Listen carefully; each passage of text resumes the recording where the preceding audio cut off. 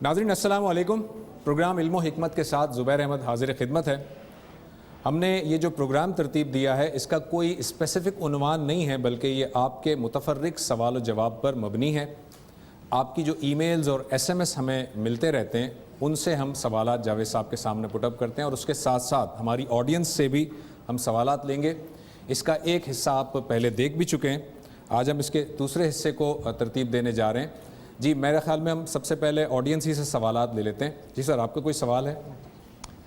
سر، رسول اللہ صلی اللہ علیہ وسلم کے مخاطبین آپ سے کھلی ہوئی نشانیوں کا تقاضا کرتے تھے۔ اس پر قرآن میں اللہ تعالیٰ نے یہ فرمایا ہے کہ اگر وہ نشانیاں ظاہر کر دی جائیں تو پھر عذاب کی مہلت ختم ہو جائے گی۔ اس کے برعکس ہم یہ دیکھتے ہیں کہ حضرت موسیٰ علیہ السلام اور حضرت عیسیٰ علیہ السلام کے معاملے میں، اور شاید دوسرے پیغمبروں کے معاملے میں بھی اللہ تعالیٰ نے فرمایا ہے کہ انہیں بھیجا ہی گیا کھلی ہوئی نشانیاں دے کر۔ تو کیا یہ اللہ تعالیٰ کی سنت محمد رسول اللہ صلی اللہ علیہ وسلم کی امت کے لیے مختلف تھی، یا آپ اس کی حکمت واضح فرما دیجیے؟ اس کا جواب خود قرآن مجید نے دے دیا ہے، اور یہ بتا دیا ہے کہ اس سے پہلے ہم نے نشانیاں دیں، لیکن ان نشانیوں نے لوگوں کی ضد میں اور ہردروی میں اضافہ کیا، اس کے سوا ان کا کوئی فائدہ نہیں ہوا۔ پھر جن پیغمبروں کا آپ نے ذکر کیا ہے ان کے معاملے کی نوعیت بھی بہت خاص ہے۔ سیدنا موسیٰ علیہ السلام کو اپنی قوم کو نشانیاں دکھانے کے لیے نشانیاں نہیں دی گئیں، بلکہ ان کو فرعون جیسے باجبروت بادشاہ کے دربار میں بھیجا گیا۔ اس کا شدید اندیشہ تھا کہ وہ جاتے ہی ان کی گردن مار دینے کا حکم دے دے گا، تو اس وجہ سے اللہ تعالیٰ نے 2 نشانیاں ان کو دیں تاکہ وہ ان کی بات سننے کے لیے تیار ہو جائے۔ یہ ضرورت تھی اس کی۔ رسالت مآب صلی اللہ علیہ وسلم کی بعثت اس طرح کے کسی بادشاہی نظام میں نہیں ہوئی۔ آپ کو کسی باجبروت بادشاہ کے سامنے اپنی بات نہیں کہنی تھی جا کے۔ آپ خود اسی قبیلے سے تعلق رکھتے تھے جس کو آپ دعوت دے رہے تھے، اسی قوم سے تعلق رکھتے تھے، اور بلکہ آپ کے خاندان کو ایک نوعیت کی وہاں پر حکومت بھی حاصل تھی، تو اس وجہ سے اس کی ضرورت ابتدا میں بھی نہیں تھی۔ سیدنا مسیح علیہ السلام کا معاملہ بھی بہت خاص ہے۔ وہ اصل میں یہود کی طرف بھیجے گئے۔ یہود دنیا کی قوموں میں سے عام قوم نہیں ہے، بلکہ اللہ تعالیٰ نے اس پوری قوم کو شہادت اور نبوت کے منصب پر فائز کیا۔ ان کے لیے عذاب کا فیصلہ کرنے سے پہلے وہی بات جو آپ نے قرآن مجید کی روشنی میں بتائی، گویا عذاب سے پہلے وہ نشانیاں بھی دکھا دی گئیں تاکہ وہ کل کوئی گلہ نہ کرے۔ اس کے بعد پھر فیصلہ کر دیا گیا اب قیامت تک ان کے اوپر خدا کا عذاب جاری رہے گا۔ تو اس کی نوعیت یہ ہے۔ ایسا نہیں ہے کہ اللہ تعالیٰ نے اس کو کوئی بطور اصول بیان کیا ہے، بلکہ اس سارے پس منظر میں رکھ کے قریش کو کہا ہے کہ ہم نشانیاں دے دیتے، لیکن نشانیاں دیں گے تو اسی وقت دیں گے جس کے بعد پھر معاملہ ختم کر دیا جائے گا، اور اس سے پہلے اگر تعلیم کے لیے، تربیت کے لیے نشانیاں دی گئی تو ان کا کوئی فائدہ بھی نہیں ہوا۔ جاوید صاحب، اس سے ذرا وضاحت اس میں کیجیے گا۔ آپ نے فرمایا کہ یہود کے لیے یہ طے کر دیا گیا کہ قیامت تک ان پر عذاب جاری رہے گا، کس طرح سے جاری رہے گا؟ اس کو قرآن مجید نے بیان کیا۔ سیدنا مسیح علیہ السلام کو جب اٹھانے کا فیصلہ کیا گیا تو قرآن نے اس کا اعلان کیا کہ انی متوفیک ورافعک الیہ ومطہرک من الذین کفروا وجاعل الذین اتبعوک فوق الذین کفروا الی یوم القیامہ، کہ قیامت کے دن تک حضرت مسیح کے ماننے والوں کو، یہود کو یہ کہا گیا کہ اب عذاب کے طور پر تم پر سیاسی غلبہ حاصل رہے گا۔ اللہ تعالیٰ جو قوموں کو عذاب دیتا ہے اس کی 2 قسمیں ہوتی ہیں۔ ایک یہ کہ اس قوم کے اوپر موت طاری کر دی جاتی ہے، جیسے قوم سمود کے ساتھ ہوا، قوم لوط کے ساتھ ہوا، اور بہت سی اقوام کے ساتھ۔ ایک یہ ہے کہ کسی قوم کو محکومی کی سزا دے دی جاتی ہے، تو یہ محکومی کی سزا ہے جو قیامت تک کے لیے دے دی گئی ہے۔ اس کی تفصیلات بھی قرآن نے بیان کر دی۔ یہ محکومی کی سزا آپ یہ فرما رہے ہیں کہ سیاسی غلبہ حاصل رہے گا، حضرت مسیح کے ماننے والوں کا غلبہ رہے گا ان کے نہ ماننے والوں پر۔ لیکن اس وقت جو انٹرنیشنل پالیٹکس ہے اس میں تو ہم یہ دیکھتے ہیں کہ جو سیاسی طور پر بظاہر تو جو ہے مسیحی افراد ان کا غلبہ ہے، لیکن ہم دیکھتے ہیں کہ اکنومیکلی پیچھے سے جو ہے وہ جیوز انوالو ہیں۔ اس کو کیسے دیکھیں گے؟ نہیں، دیکھیے بات یہ کہ سیاسی غلبہ ہوتا ہے، وہ جب چاہے ان کی گردن میں روڑ دیں۔ یعنی ایک قوم کا سیاسی غلبہ بالکل اور چیز ہے، اور کسی اقلیت کا اپنے علم، اپنی دانش کی بنیاد پر کوئی مقام حاصل کر لینا، یہ بالکل ایک الگ چیز ہے۔ اس وقت بھی ان کا وجود، خواہ وہ مشرق وسطیٰ میں ہو، خواہ اسرائیل میں ہو، خواہ دوسرے ملکوں میں ہو، وہ اصل میں مسیحی اقوام کا مرہون منت ہے۔ جی، سوال آپ کا کویشچن ہے؟ السلام علیکم، آپ مجھے تبلیغ کا مفہوم بتا دیں، کیونکہ اکثر دیکھنے میں آیا ہے کہ تبلیغ ہم شروع سے سنتے آئے ہیں کہ جو ہے اسلام کی تعلیمات کو پھیلانا۔ حضور صلی اللہ علیہ وسلم نے تبلیغ کی تو وہ الگ الگ جگہ پہ جا کے تبلیغ کرتے، کفار مسلمان ہوتے تھے جس سے۔ لیکن آج کل دیکھنے میں آ رہا ہے کہ جو مسلمان ہیں، اکثر میرے دیکھنے میں آیا کہ جو مسلمانوں کے ساتھ ہی مطلب لوگ تبلیغ کر رہے ہیں، تو باہر جانا، مطلب باہر جو کفار ہیں ان کے ساتھ تبلیغ کرنا زیادہ ایکوریٹ ہے، تو یہاں پہ مسلمان جو آگے ہی مسلمان ہیں ان سے تبلیغ کر کے مطلب اور کیا اس سے؟ آپ کا سوال بہت اچھا ہے۔ دیکھیے بات یہ ہے کہ مسلمانوں کو تعلیم دی جاتی ہے، اور جو غیر مسلم ہیں ان کو خدا کا پیغام پہنچایا جاتا ہے. مسلمانوں تک تو خدا کا پیغام پہنچ چکا, اللہ کی کتاب ان کے گھروں میں موجود ہے, ان کو تعلیم دینے کی ضرورت ہے. ان کے بارے میں ہمیں جو کچھ کرنا چاہیے وہ یہ ہے کہ ہم ان کو ایجوکیٹ کریں, ہم ان کو قرآن مجید سکھائیں, ہم ان کو پیغمبر کی تعلیمات سکھائیں. مسلمانوں کو ایجوکیٹ کرنے, تعلیم دینے, تربیت دینے کی ضرورت ہوتی ہے. اور جو باہر کی دنیا ہے یعنی جو غیر مسلم ہے, وہ ہمارے ملک میں رہتے ہوں, کہیں رہتے ہوں, ان کو ہمیں اللہ کی کتاب پہنچانی ہے. اور تبلیغ کیا ہے؟ اللہ کی کتاب پہنچانا. بدقسمتی سے اللہ کی کتاب پہنچانا ہی تبلیغ ہے, ہم اس سے بھی واقف نہیں رہے. جاوید صاحب یہ سوال یہ ہے میرے پاس جو کہ کافی امپورٹنٹ ہے, میں چاہ رہا ہوں یہ اس کا آنسر. جو فنون لطیفہ کے جو شعبہ ہے اس کے اندر بہت ساری چیزیں ہیں, جیسے مصوری ہے یا جیسے میوزک ہے. مصوری اور میوزک کو آپ کس نظر سے دیکھتے ہیں؟ کیونکہ یہ کہا جاتا ہے کہ تصویر بنانا بھی حرام ہے اور میوزک بھی حرام ہے اسلام میں, اس کو کیسے دیکھیں گے آپ؟ قرآن مجید نے سورہ اعراف میں ایک جامع جواب دے دیا ہے. بالکل واضح طور پر اللہ تعالیٰ نے بیان کر دیا ہے کہ میں نے کھانے پینے چیزوں کے علاوہ صرف حرام ہی 5 چیزیں کی ہیں. اس کے سوا کوئی چیز اب قیامت تک کسی شخص کا حق ہی نہیں کہ وہ اس کو حرام کرے. تو یہ در حقیقت بعض روایات کو غلط فہمی سے سمجھنے کا نتیجہ ہے. موسیقی ہے, مصوری ہے, فنون لطیفہ ہے, یہ انسان کے جمالیاتی احساس سے پیدا ہوتی ہیں. ان کا غلط استعمال ہو سکتا ہے. آپ موسیقی کا, آپ شاعری کا, آپ مصوری کا غلط استعمال کرتے ہیں. مثال کے طور پر رسالت مآب صلی اللہ علیہ وسلم کے زمانے میں مشرکانہ جذبات کے ساتھ تصویریں بنائی جاتی تھیں, شرک کیا جاتا تھا, ان کو پوجا جاتا تھا, مجسموں کی شکل میں بھی اور تصویروں کی صورت میں بھی. تو ظاہر ہے کہ اس کو ممنوع کیا جائے گا کیونکہ شرک ممنوع ہے. اسی طرح سے اگر کسی چیز میں کوئی اخلاقی قباحت ہے, مثال کے طور پر اگر موسیقی ہے یا کوئی شاعری ہے یا کوئی ادب ہے, تو اس کے ذریعے سے اگر آپ برے جذبات پیدا کرتے ہیں, آپ فواحش کی ترغیب دیتے ہیں, تو یہ ایک برا کام ہوگا. تو اصل چیز ان کا کانٹینٹ ہے, یعنی کوئی چیز بھی اپنی اصل میں ممنوع نہیں ہے. دیکھیے ہمارے بہت بڑے شاعر تھے الطاف حسین حالی, انہوں نے ایک موقع کے اوپر یہ کہا ہے کہ گناہ گار وہاں چھوٹ جائیں گے سارے, قیامت میں گناہ گار وہاں چھوٹ جائیں گے سارے, جہنم کو بھر دیں گے شاعر ہمارے. اور وہ خود بھی ایک شاعر ہے. تو اس سے وہ کیا بتانا چاہتے ہیں؟ وہ یہ بتانا چاہتے ہیں کہ شاعری کوئی ممنوع چیز نہیں ہے. شاعری میں آپ جو سڑانت پیدا کر رہے ہیں, جو تعفن پیدا کر رہے ہیں, جو آپ مضامین باندھ رہے ہیں, یہ ہیں جو جہنم میں لے جائیں گے. تو اصل میں شاعری ہو, مصوری ہو اور دوسرے فنون لطیفہ ہو, یہ خدا کی بہت بڑی نعمت ہے. یہ اصل میں آپ کے جمالیاتی احساس کی تسکین کرتے ہیں, آپ کی شدت احساس کے اظہار کا ذریعہ بنتے ہیں. ان کے ذریعے سے انسان میں لطافت اور ذوق پیدا ہوتا ہے. ان کا استعمال بعض صورتوں میں ایسا ہو جاتا ہے کہ جس پر وہ 5 چیزوں میں سے کسی ایک چیز کو آپ محسوس کرتے ہیں کہ اس کے ذریعے سے پھیلائی جا رہی ہے, اس وقت ان کو روکا جاتا ہے. ناظرین ایک مختصر سا وقفہ لیں گے, وقفے کے بعد یہیں سے کنٹینیو کریں گے.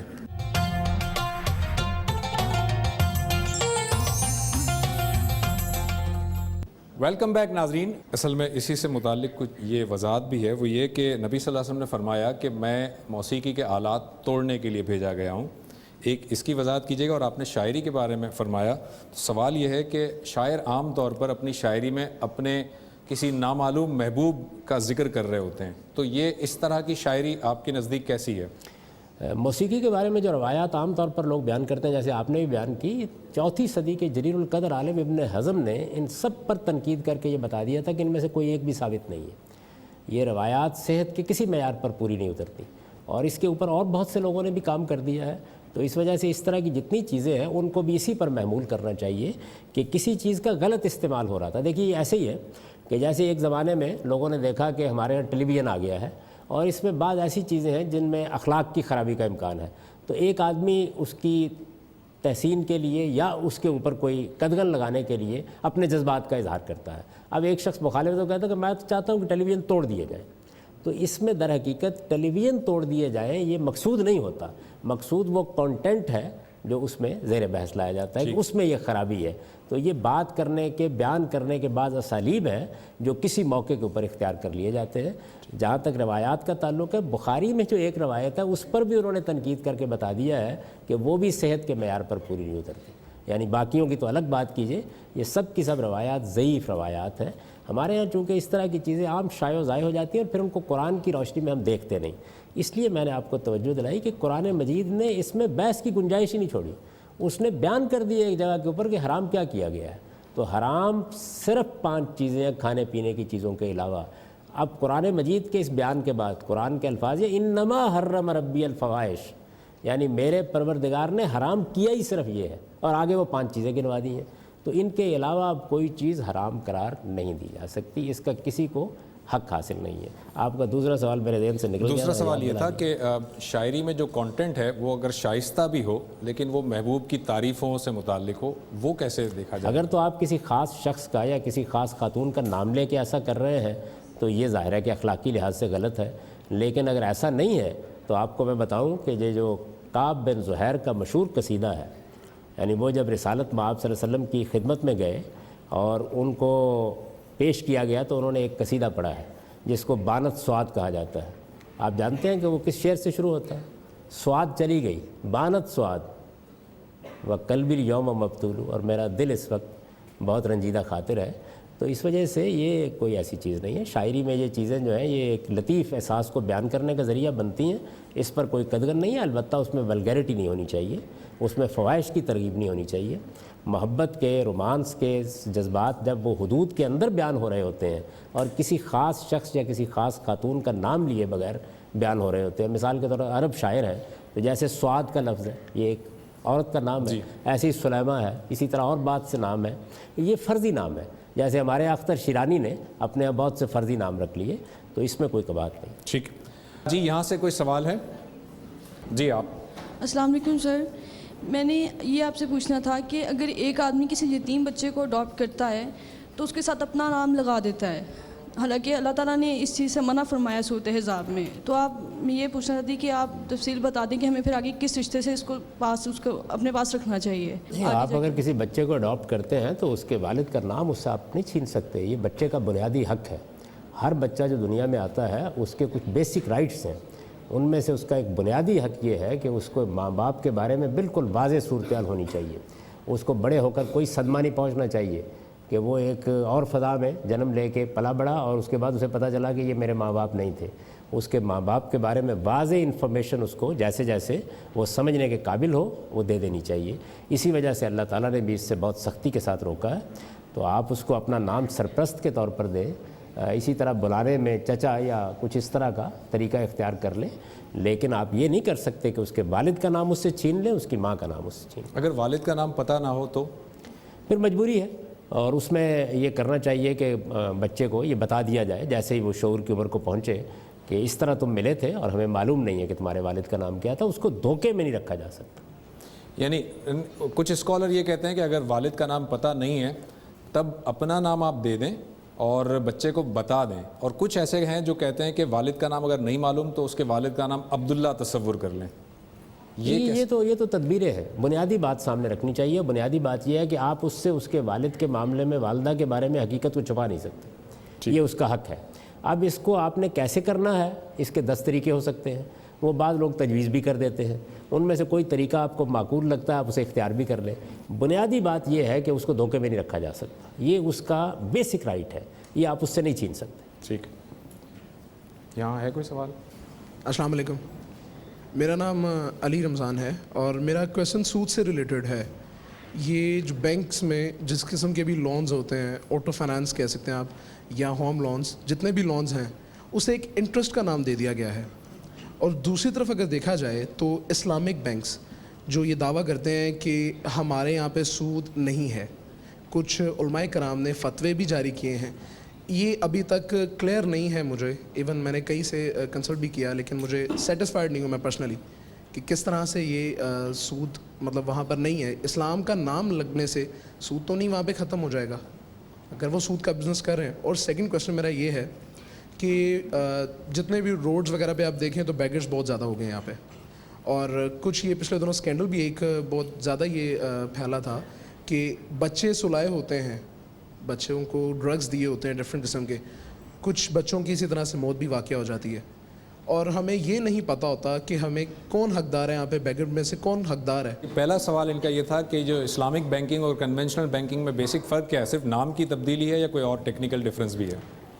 یہ ایک اچھی نیت ہے، اس کے سوا کچھ بھی نہیں ہے۔ یعنی اگر آپ دیکھیں تو ہیلہ بازی ہے جو عام طور پہ اختیار کی جاتی ہے۔ میرے نزدیک بہت سادہ اور سیدھی بات ہے، اور وہ یہ ہے کہ جب آپ کسی چیز میں روپے کو بدل دیتے ہیں، جیسے مکان کے لیے پیسے دے دیے گئے، مکان آپ کو بینک خرید دیتا ہے، اس کے کاغذات اپنے پاس رکھ لیتا ہے، گاڑی آپ کو دے دیتا ہے، تو اس میں روپیہ ایک یوزیبل چیز میں بدل گیا، اس میں کوئی سود نہیں ہوتا۔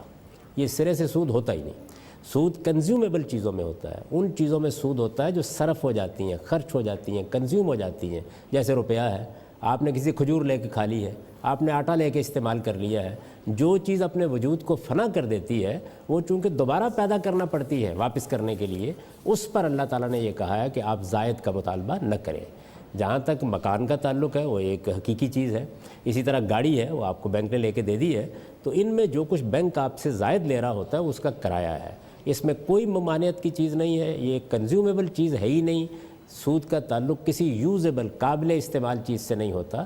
قابل استعمال چیز پر جو کچھ ہم لے رہے ہوتے ہیں, روز گھر مکان کرائے پہ لیتے ہیں, ہوٹلوں میں کرایہ دیتے ہیں, ہم میزیں کرسیاں کرائے پر لے لیتے ہیں, گاڑیاں کرائے پر لے لیتے ہیں, کسی دوسرے شہر میں جاتے ہیں, یہ بالکل جائز ہے, اس میں کوئی حرام چیز نہیں ہے. رہی یہ بات کہ ہمارے ہاں اس کے لیے کیا طریقے اختیار کیے گئے ہیں, تو آپ اسلامک بینکنگ میں کیا طریقہ اختیار کرتے ہیں, وہ یہ ہے کہ ایک گاڑی کی قیمت 5 لاکھ روپے ہے, بینک بازار سے اس کو خرید لیتا ہے, اسی وقت آپ کو 7 لاکھ میں بیچ دیتا ہے. یہ کیا چیز ہے؟ یعنی یہ تو گویا ایک ادھر سے آپ ہاتھ ڈال لیں, دوسری طرف سے اپنے کان کو پکڑ لیں. تو سچی اور صحیح بات یہ ہے کہ سود کو سمجھنا چاہیے. سود کا تعلق کنزیومیبل چیزوں سے ہے, یہ یوزیبل چیزوں سے متعلق ہی نہیں. ٹھیک. دوسرا ان کا سوال یہ تھا جاوید صاحب کہ جو گداگر ہوتے ہیں مختلف شاہراہوں پر, چوک پر, ان کو کیسے پہچانا جائے, کس کی مدد کی جائے, کس کی نہ کی جائے؟ دیکھیے, آپ کے پاس اللہ کا جو کچھ دیا ہے سب سے پہلے تو اپنے گرد و پیش میں دیکھیے. گداگروں کے پاس جانے سے پہلے آپ دیکھیں آپ کے رشتہ داروں میں, اعزاء میں, اقربا میں, دوستوں میں, احباب میں, جہاں آپ کام کرتے ہیں وہاں کون ضرورت مند ہے. یعنی وہ لوگ, بہت سے لوگ ہوتے ہیں جس کو قرآن نے تصویر کھینچی ہے نا کہ لا یسأل الناس الحافا, وہ لوگوں سے لپٹ لپٹ کر پوچھ نہیں رہے ہوتے, وہ سائل نہیں ہوتے, وہ محروم ہوتے ہیں. تو ان کو آپ سب سے پہلے اپنی توجہ کا مرکز بنائیں. یہ جو سڑکوں کے اوپر گداگری ہے یہ تو کسی اچھے معاشرے میں گوارا ہی نہیں کرنی چاہیے اور نہ اس کو انکریج کرنا چاہیے. اس طرح کے لوگ اگر کسی موقع پر ملتے ہیں تو آپ ان کو, آپ کے پاس وقت ہے تو ترغیب دیں کہ وہ کوئی کام ڈھونڈیں اور جائیں. اور اگر اس طرح کے کوئی لوگ ہیں کہ جو معذور ہیں, فی الواقع معذور ہیں, تو ان کے لیے معاشرے کی سطح پر اہتمام کرنا چاہیے. ان کو گداگر دیکھ کر کوئی معاشرہ جیتا رہے اور اطمینان کی نیند سو جائے, یہ بجائے خود بڑی ہی غیر معمولی چیز ہے. چنانچہ اسی کے پردے میں پھر بہت سے ایسے لوگ ہیں کہ جو فراڈ کرتے, دھوکہ دیتے اور اسی طریقے سے گویا مانگنے کو ایک پیشہ بنا لیتے ہیں. تو آپ زیادہ توجہ اپنے انفاق میں ان لوگوں کی طرف رکھیں جن کو آپ جانتے ہیں, جن کے حالات سے آپ واقف ہیں, جن کی ضروریات سے آپ واقف ہیں. ناظرین, ایک مختصر سا وقفہ لیں گے ہم, وقفے کے بعد دوبارہ یہیں سے کنٹینیو کرتے ہیں.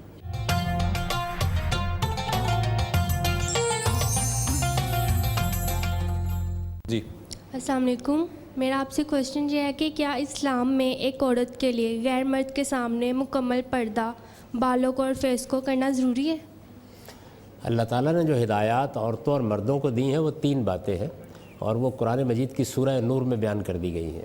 مردوں عورتوں کو گھروں میں ایک دوسرے سے ملنا ہو, باہر ملنا ہو, تعلیم گاہوں میں ملنا ہو, دفتروں میں ایک دوسرے کے ساتھ کام کرنا ہو, تو اللہ تعالیٰ کی ہدایات یہ ہیں. اور ان کو میں آداب کہتا ہوں, پردے کا لفظ بھی اس کے لیے موضوع نہیں ہے, آداب ہیں, ایٹیکیٹس ہیں جو اللہ کے پیغمبر نے, اللہ کی کتاب نے ہم کو سکھائے ہیں. وہ ایٹیکیٹس یہ ہیں کہ اپنی نظروں کے اوپر پیرا بٹھائیں. ایک دوسرے کو تاڑنے والی, خط و خال کا جائزہ لینے والی نظریں نہیں ہونی چاہیے. وہ نظریں ہونی چاہیے کہ جو ایک شریف انسان کی دوسرے پر اٹھتی ہیں. تو اس کو قرآن مجید نے غض بصر سے تعبیر کیا ہے, یعنی نظروں میں ایک طرح کی پستی ہو. یہ مطلب نہیں ہے کہ آپ نظریں جھکا لیں اور اس کے بعد ٹھوکر کھا گر جائیں, یعنی نظروں کے اندر ایک حیا ہونی چاہیے. تو اس کو بیان کیا ہے. پہلی چیز یہ ہے. دوسری چیز یہ ہے کہ شرمگاہوں پر پہرے لگائے جائیں, یعنی اپنے لباس میں, دوسری چیزوں میں اس کا خیال رکھا جائے کہ کوئی جنسی ترغیب پیدا کرنے والا معاملہ نہ ہو.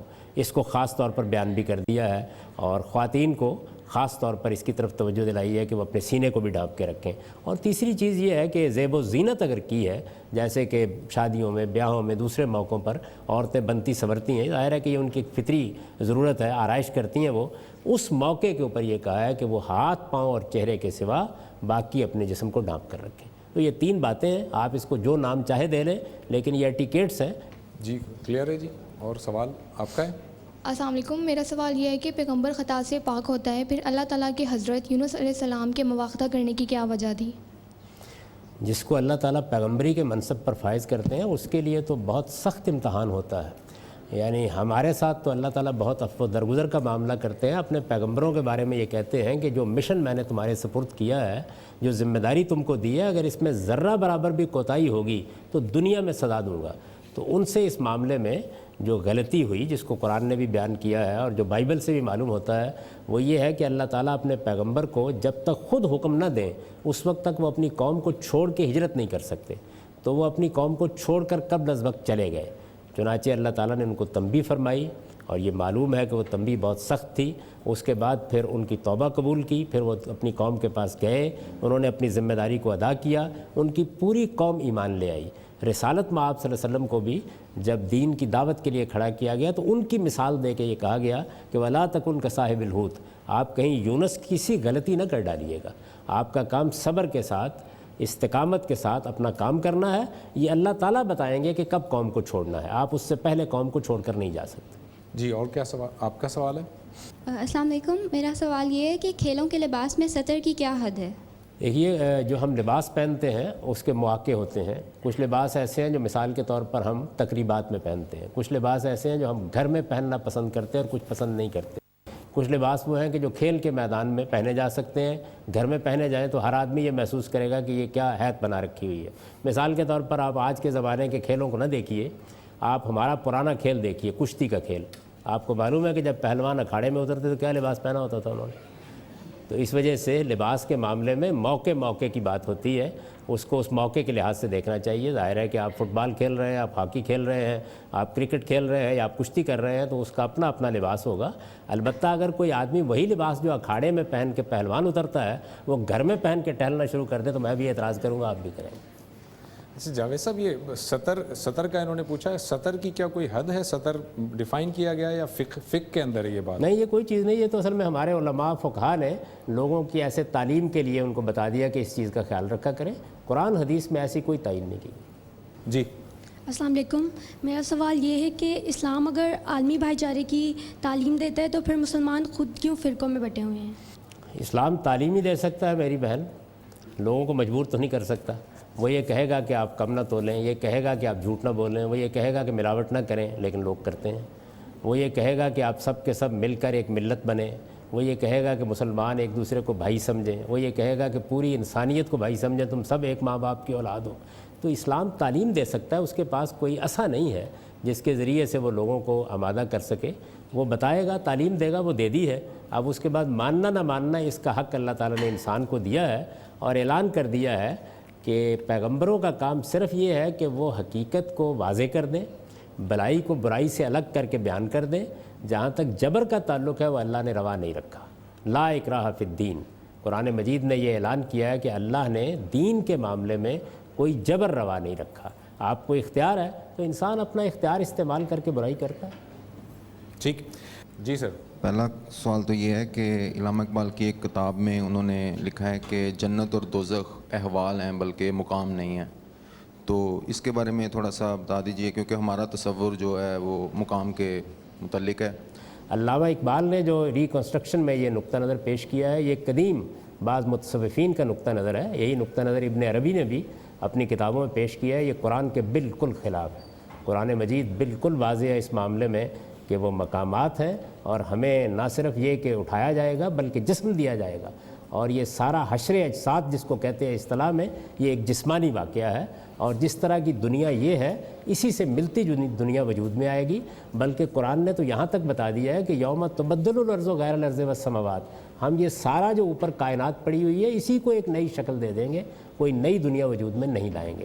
تو یہ بات بالکل قرآن سے واضح ہے. اس میں علامہ اقبال کی عظمت کا اعتراف کرنے کے باوجود ہم ان سے بصد ادب اختلاف کی جسارت کرتے ہیں. ناظرین ایک مختصر سا وقفہ لیں گے, وقفے کے بعد یہیں سے کنٹینیو کریں گے.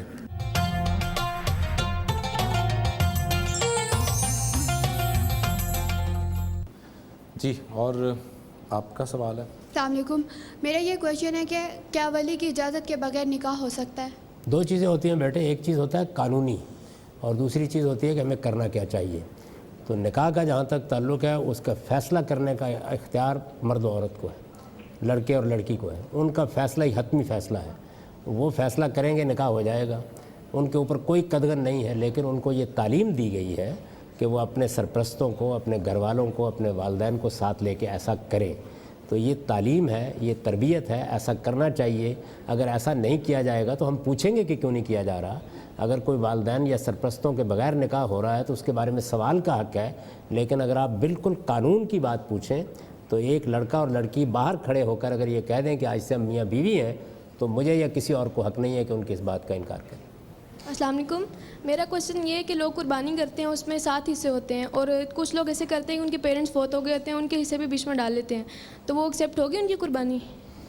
دیکھیے، اگر تو آپ نے بھیڑ کی، بکری کی، بکرے کی، ان جانوروں کی قربانی کرنی ہے تو وہ تو ایک ہی ہو سکتی ہے، لیکن جو بڑے جانور ہیں جیسے گائے ہے یا اسی طرح سے اونٹ ہے، اس میں 7 حصے بھی ہو سکتے ہیں، 10 حصے بھی ہو سکتے ہیں۔ تو وہ ٹھیک ہے، اگر کوئی آدمی کرتا ہے، وہ اپنے والدین کی طرف سے بھی کرنا چاہتا ہے کر لے، اس سے روکا نہیں گیا، لیکن کوئی بھی نیکی کا کام جب آپ کرتے ہیں اور کسی کے لیے کرتے ہیں تو اس کا اجر صرف اس صورت میں ملتا ہے جب کہ خود اس آدمی کا ارادہ ہو، اس کی نیت ہو، اس نے یہ چاہا ہو یا اس نے وصیت کی ہو، گویا اس کی طرف سے ارادہ ہو چکا، نیت ہو چکی، آپ نے پایا تکمیل تک پہنچا دیا۔ جاوید صاحب، ایک سوال یہ ہے کہ یورپ اور امریکہ میں جو ہمارے مسلمان حضرات وہاں رہتے ہیں ان کو ایک پرابلم جو فیس آتی ہے وہ پراپرٹی خریدنے میں مارگیج کا پرابلم آتا ہے۔ ایک تو وہ یہ جاننا چاہ رہے ہیں کہ مارگیج کو کس نظر سے اسلام دیکھتا ہے، اور دوسرا مارگیج اور لیز میں کوئی فرق ہے یا دونوں ایک ہی چیزیں ہیں؟ نہیں، لیز تو بالکل الگ چیز ہے، مارگیج بالکل ٹھیک ہے، اس میں کوئی ممانعت نہیں۔ اس کی وجہ یہ ہے کہ اس میں اصل میں روپیہ شے میں تبدیل ہو جاتا ہے تو وہ یوزیبل ہو جاتی ہے، کنزیومیبل نہیں رہتی، مکان میں بدل گیا، اس میں کوئی حرج کی بات نہیں ہے، بالکل ٹھیک ہے۔ اس میں جو آپ زائد دے رہے ہیں وہ کرایہ ہے جو آپ استعمال کریں گے۔ ٹھیک ہے جی۔ السلام علیکم سر، میں آپ سے قرآن پاک کے حوالے سے ایک کویسچن پوچھنا چاہتا ہوں کہ قرآن پاک کے اندر لکھا ہوا ہے کہ الم تری کیف فعل ربک باصحاب الفیل، کہ کیا تم نے دیکھا نہیں کہ ہم نے ہاتھی والوں کے ساتھ کیا سلوک کیا؟ اور ایک یہ بھی کہا جاتا ہے کہ قرآن پاک تمام لوگوں کے لیے، دنیا کے آغاز سے لے کر دنیا کے اختتام تک جتنے بھی لوگ آ چکے ہیں اور جتنے بھی آئیں گے تمام کے لیے، تو اس کے اندر جب لفظ دیکھا استعمال ہوا ہے، اس کی کیا حکمت عملی، کیا لاجک ہے اس کے پیچھے؟ مجھے اس کے بارے میں تھوڑا سا سمجھائیے، میرے ذہن میں سمجھ نہیں آ رہی تھی۔ عربی زبان ہو یا اردو زبان یا انگریزی زبان، اس میں ایک ادبی اسالیب ہوتے ہیں بات کو کرنے کے۔ مثال کے طور پر میں اگر آج اپنی قوم کو مخاطب کروں تو میں اس کو مخاطب کر کے یہ کہہ سکتا ہوں کہ آپ نے دیکھا نہیں کہ آپ کے ساتھ گرناطہ میں کیا ہوا، دلی میں کیا ہوا؟ تو یہ اسلوب ہوتا ہے۔ بعض اوقات ہم کسی تاریخی حقیقت کو بیان کرتے ہوئے یہ طریقہ اختیار کرتے ہیں، اس کا یہ مطلب ضروری نہیں ہوتا کہ میں اس کو دیکھ رہا ہوں۔ مثلا میں یہ کہہ سکتا ہوں کسی جگہ پہ کھڑے ہو کے کہ آپ لوگوں نے دیکھا نہیں کہ کس طرح اللہ تعالیٰ نے آپ کو ایک مملکت خداداد دے دی، تو یہ دیکھا نہیں اس معنی میں ہے، یہ آنکھوں سے دیکھنے کے معنی میں نہیں۔ السلام علیکم، میرا سوال ہے کہ بچپن میں کیے گئے نکاح سے اگر شوہر اور بیوی میں سے کوئی انکار کر دے تو کیا نکاح باطل ہوگا؟ کا سوال یہ جاوید صاحب کہ بچپن میں جو نکاح کر دیا جاتا ہے تو بالغ ہونے کے بعد اگر ان نکاح میں سے ایک لڑکا یا لڑکی انکار کر دے تو وہ نکاح قائم رہے گا یا وہ منسوخ ختم ہو جائے گا؟ کیونکہ یہ اسی کا فیصلہ تھا، لڑکے یا لڑکی کا فیصلہ تھا۔ اول تو ایسا کرنا نہیں چاہیے، آپ کو کوئی حق نہیں ہے، جب وہ بالغ ہوں گے اپنی مرضی سے نکاح کریں گے، لیکن ایسا کیا گیا ہے، اس کو ہمارے فقہا بھی مانتے ہیں، اس کو خیار بلوغ کہا جاتا ہے۔ یعنی جیسے ہی کوئی لڑکا یا لڑکی بالغ ہوں گے ان سے پوچھا جائے گا کہ آپ اس کے بارے میں کیا رائے رکھتے ہیں، ان میں سے کوئی ایک بھی انکار کر دے گا تو نکاح ختم ہو جائے گا۔ جی السلام علیکم سر، میرا آپ سے سوال ہے کہ خدا اور مذہب کے بارے میں تنقیدی سوال کرنا یہ کیسا ہے؟ ایک یہ، اور ایک اور سوال کہ کہا جاتا ہے کہ رونا پیٹنا یہ حرام ہے، تو سر اگر ایک ماں اپنے جوان بیٹے کے لاشے کے پاس کھڑی ہو کے بیٹھ کے وہ وین کر رہی ہوتی ہے، وہ حرام کر رہی ہوتی ہے یا مطلب جائز ہے؟ یہ اگر وہ حرام کر رہی ہوتی ہے تب بھی آپ حدیث سے ریلیٹڈ کوئی بات بتا دیں، یا اگر وہ جائز ہے تب بھی؟ ہمیں یہ تعلیم دی گئی ہے کہ جب کوئی حادثہ ہوتا ہے یا اس طرح کی کوئی چیز ہوتی ہے تو ہم صبر سے کام لیں۔ اگر آنسو بہہ نکلے ہیں، آدمی رو رہا ہے، تو اس حد تک تو ٹھیک ہے، اور کوشش کرنی چاہیے کہ ایسے موقعوں پر آدمی خدا کو یاد کرے، یہ محسوس کرے کہ یہ دنیا ایک عارضی دنیا ہے، ہم سب کو ایک دن یہاں سے جانا ہے، یہ حادثہ پیش آ گیا، یہ خدا کا دیا ہوا تھا، اس نے چھین لیا، وہ اس کی تلافی کرے گا، اس کے لیے دعا کرنی چاہیے۔ اگر دنیا میں کوئی نعم البدل اس کا مل سکتا ہے اس کے لیے دعا کرنی چاہیے، تو یہ کبھی نہیں کرنا چاہیے کہ اس طرح کا طریقہ اختیار کر لیا جائے۔ آپ کا پہلا سوال میرے ذہن سے پہلا سوال یہ تھا کہ دین اور خدا کے بارے میں تنقیدی قسم کے سوالات کرنا کیا یہ گستاخی کے زمرے میں آئے گا یا سوال کیے جا سکتے؟ نہیں، کس سے سوال کریں گے؟ یا اپنے آپ سے کر رہے ہوں گے یا کسی صاحب علم سے کر رہے ہوں گے، یہی ہوگا نا، تو اس میں کیا حرج کی بات ہے؟